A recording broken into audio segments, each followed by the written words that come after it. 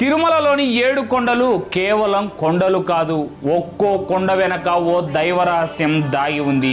అసలు ఆ 7 కొండలు ఎలా ఏర్పడ్డాయో తెలిస్తే మీరు ఆశ్చర్యపోతారు. కలియుగం ప్రారంభంలో భృగు మహర్షి మహావిష్ణువు వక్షస్థలంపై కాలితో తన్నడంతో లక్ష్మీదేవి అలిగి వైకుంఠాన్ని విడిచి భూలోకానికి వస్తుంది.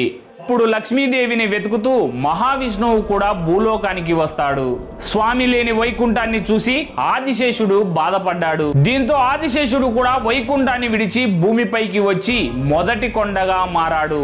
అందుకే ఆ కొండను శేషాద్రి అని పిలుస్తారు. శ్రీ మహావిష్ణువు కోసం వేల సంవత్సరాలు తపస్సు చేస్తుంది నీలాదేవి.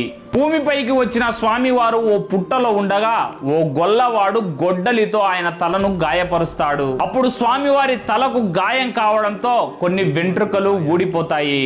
అప్పుడు నీలాదేవి తన వెంట్రుకలను తీసి స్వామివారి తల